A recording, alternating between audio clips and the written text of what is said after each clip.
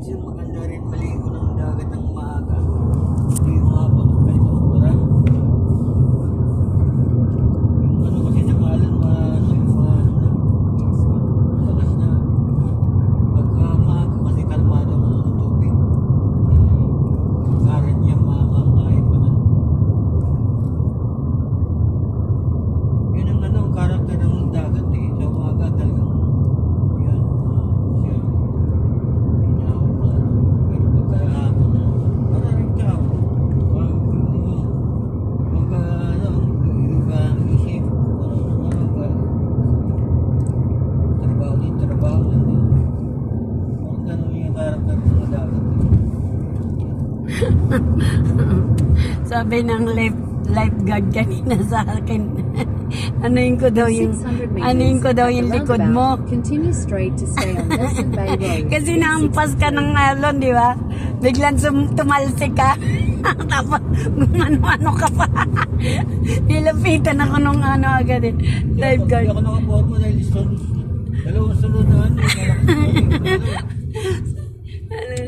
Gulong-gulong talaga si Tito.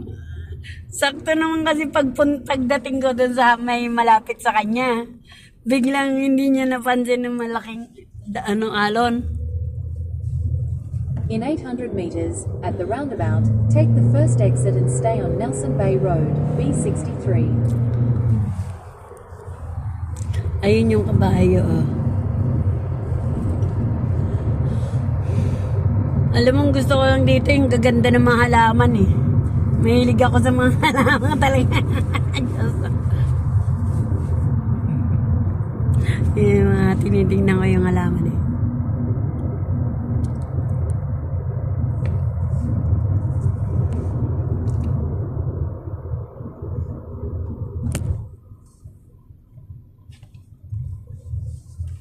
May alaman kasi ang bahay. Exit the roundabout onto Nelson Bay Road.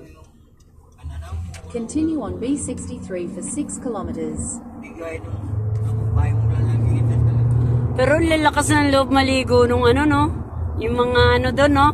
May ano. Mga Indiano, di ba na? Lakas ng loob magsiliguan talaga eh. Sa bahay, hindi naliligo. Pati pa.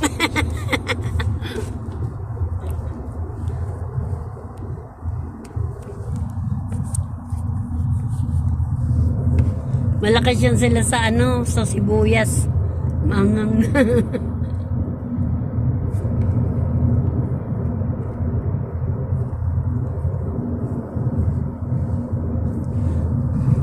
Nakisama din to.